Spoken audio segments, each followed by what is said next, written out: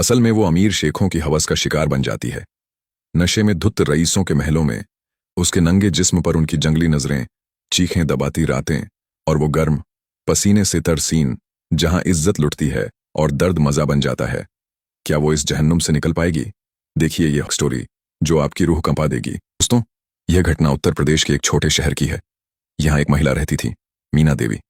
मीना न सिर्फ आकर्षक थी बल्कि दिल से मजबूत और आत्मनिर्भर भी। उसका सबसे बड़ा सपना था अपनी 2 बेटियों को अच्छी शिक्षा और सम्मानजनक जीवन देना। उसका पति सुरेश देवी एक छोटी वर्कशॉप में काम करता था। दोनों पति पत्नी दिन रात मेहनत करते ताकि घर चल सके और बच्चियों की पढ़ाई हो सके। लेकिन किस्मत जैसे उनकी परीक्षा ले रही थी। मीना एक लोकल स्टोर पर काम करती थी जहां से उसे हर महीने सिर्फ 2500 रुपये मिलते। यह रकम इतनी कम थी कि घर का किराया, दवाइयां, स्कूल फीस कुछ भी पूरा नहीं होता। रातों में वह अक्सर छत की ओर ताकती रहती और सोचती, काश मेरी बेटियां मेरी तरह गरीबी न झेलें। ऐसे ही दिनों में एक दिन पड़ोस की महिलाओं ने बताया कि दुबई में सैलून में स्टाइलिस्ट की जॉब है, जहां सैलरी 3500 दिरहम यानी करीब 80,000 रुपये से ज्यादा है। यह सुनकर मीना के मन में जैसे उम्मीद की किरण जागी। उसने तुरंत पति से बात की। सुरेश ने सोचा, अगर मीना कुछ साल वहां काम कर ले तो हम बच्चियों के लिए कुछ बचत कर लेंगे। शायद यह मौका हमारी किस्मत पलट दे। मीना ने देरी न की। एक एजेंट से संपर्क किया जिसने विश्वास दिलाया, बहन, वहां अच्छा रहना, खाना सब मिलेगा, सिर्फ 7 घंटे की शिफ्ट करनी होगी। एजेंट की बातों से मीना का मन शांत हो गया। उसने सपनों को दिल में बांधा और दिल्ली के रास्ते दुबई के लिए रवाना हो गई। पहुंचकर उसकी आंखों में चमक थी, दिल में आशा। उसे लगा जैसे भाग्य उस पर मेहरबान हो गया। सैलून वाकई शानदार था, सुगंधित, साफ सुथरा और ग्राहकों से भरा। मीना ने प्रार्थना की, भगवान का धन्यवाद दिया, हे ईश्वर, तूने मेरी किस्मत संवार दी।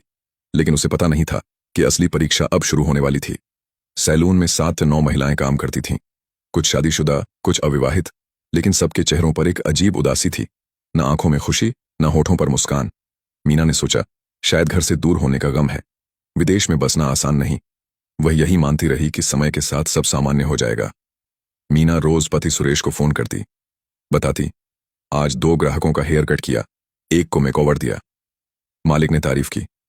सुरेश खुश होता और मीना की आवाज से खुद भी सुकून महसूस करता। लेकिन एक दिन अचानक सैलून की मालकिन, एक स्थानीय महिला, ने मीना से कहा, कल तुम्हें घर पर सर्विस देने जाना है।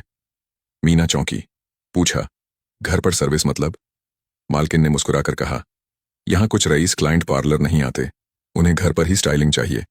मीना ने सहमति जताई। उसे लगा यह काम का हिस्सा होगा, लेकिन उसे अंदाजा नहीं था कि यही घरेलू सर्विस उसकी जिंदगी का सबसे डरावना मोड़ बनेगी।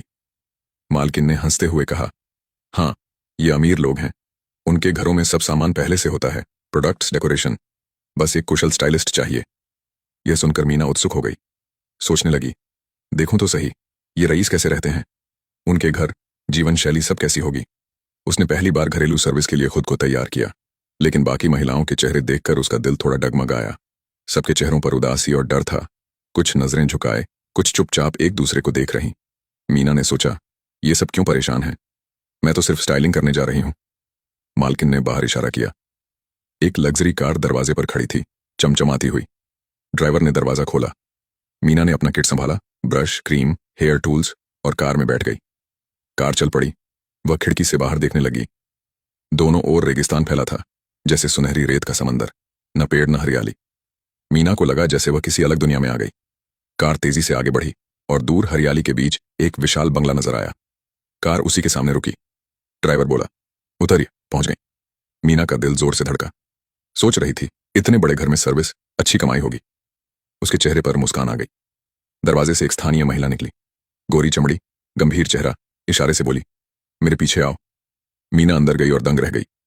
फर्श संगमरमर का, दीवारों पर आर्ट वर्क, ऊंची छतों से चैंडिलियर लटक रहे, हर चीज में रईसी झलक रही। वह देख ही रही थी कि सामने एक युवती आई, आधे अधूरे कपड़ों में। मीना हैरान, सोची, यहां तो महिलाएं पर्दे में रहती हैं ना, समझ नहीं आया क्या चल रहा है। वह मुस्कुराती हुई बड़े हॉल में गई, जहां एक अधेड़ रईस कुर्सी पर बैठा था, चेहरे पर अहंकार, हाथ में सिगरेट, आंखों में अजीब बेचैनी। मीना का दिल तेज धड़का, लेकिन पता नहीं था कि यही पल उसकी जिंदगी का अंधेरा शुरू करेगा। उसे नरमी से बुलाया गया। बैठिए। वह सोफे पर बैठी। थोड़ी देर में एक लड़की ट्रे में जूस और फल लेकर आई, आधे कपड़ों में, जैसे यह सामान्य हो। घर में खुशबू, नरम लाइट और सन्नाटा का मिश्रण था। सब चमकीला लेकिन भावनाहीन। रईस ने कहा, पहले जूस पीजिए, फल खाइए, फिर काम शुरू कीजिए। मीना ने सोचा, सामान्य है। कोई शक नहीं हुआ। उसने किट रखा, फल खाए, जूस का घूंट लिया। जूस मीठा था, लेकिन गले में हल्की जलन हुई, जैसे प्लॉट बदल रहा हो। थोड़ी देर बाद सिर भारी, आंखें धुंधली और वह बेहोश हो गई। होश आया तो खुद को नरम बिस्तर पर पाया, कपड़े गायब, बदन पर सिर्फ चादर। दिल तेज धड़का, सांस फूली। उसने खुद को ढकने की कोशिश की। सामने वही रईस खड़ा, ग्लास में ड्रिंक, आंखों में नशे की मुस्कान। मीना के आंसू बहने लगे। सब समझ आ गया। वो घरेलू सर्विस का डर जो दूसरी महिलाएं छुपाती थीं, अब उसके अंदर दर्द था, बदन का और आत्मा का। उसे लगा कि जो वादे लेकर आई थी सब झूठ थे। सैलून के पीछे गंदा कारोबार था, महिलाओं को नशा देकर इस्तेमाल करना। मालकिन और रईस मिलकर चलाते थे। मुस्कुराहटों के पीछे क्रूरता छुपी थी। मीना का बदन दर्द से भरा था। याद नहीं कितने लोग आए होंगे, सिर्फ धुंधला दर्द और खालीपन। उसने सोचा, शायद संभल जाएगी, लेकिन दिल में कड़वाहट थी। भरोसा टूटा, सम्मान छिना, सपने बिखरे। रात में सन्नाटे में बैठी तो दुनिया की कहानियां याद आईं। दुबई में अच्छे बुरे दोनों हैं, लेकिन यहाँ की बुराई सीमाओं से परे थी। मीना की आत्मा पर सवाल था, क्या कोई कानून ऐसी महिलाओं की रक्षा करेगा? और दुख यह कि यहाँ कानून भी मजलूमों को दबाने का हथियार बन रहा था। सख्त नियमों के बावजूद ताकत और पैसा अत्याचार को बढ़ावा दे रहे थे। मीना खुद को ऐसी दुनिया में पाती जहां न्याय सिर्फ किताबों में था।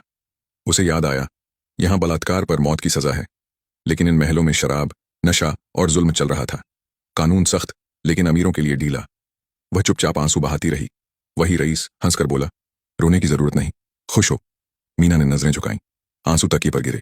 वह कपड़े तलाशने लगी, अलमारी में मिले। उठी, चादर से ढकी, लेकिन वह आगे बढ़ा, कलाई पकड़ी।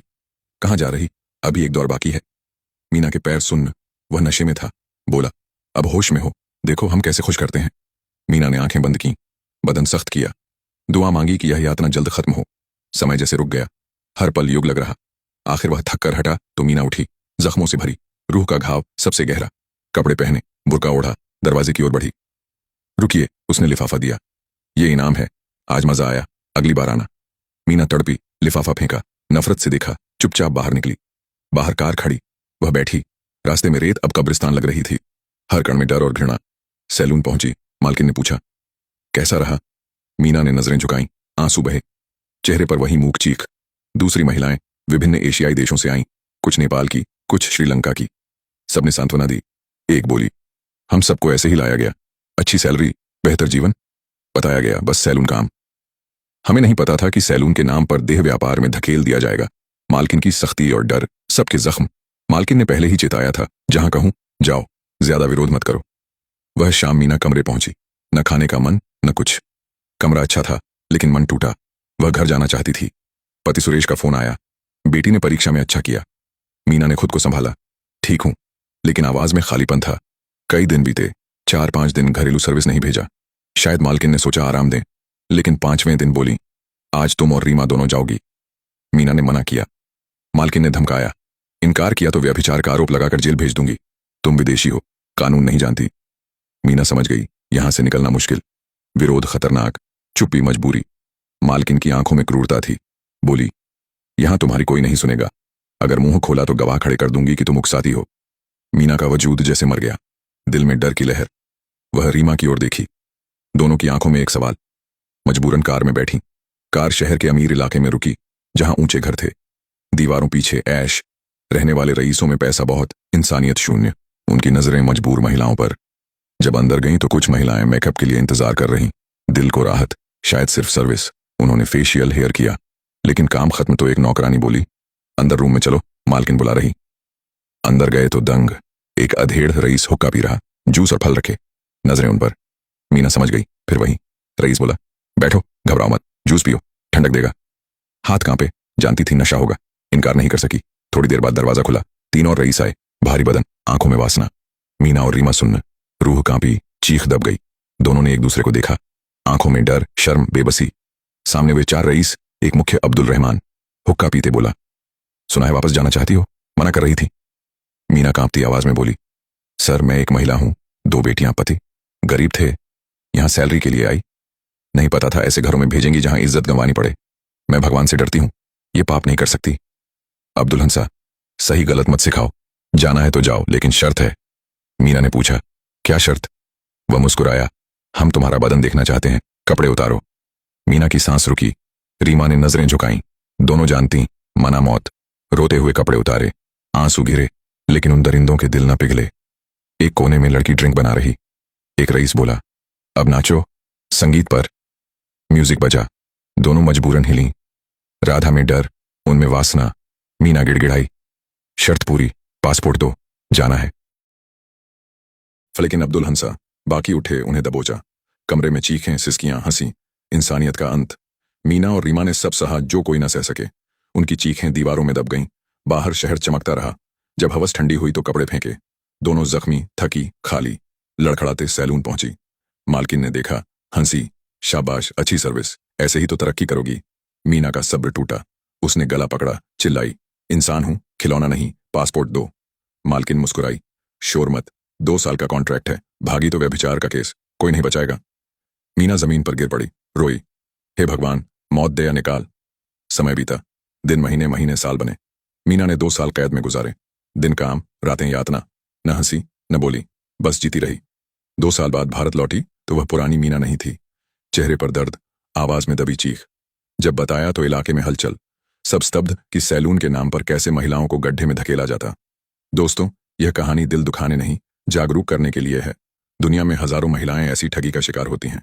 सपनों के पीछे मत भागो, हकीकत समझो, अपनी इज्जत और जीवन की रक्षा करो। धन्यवाद।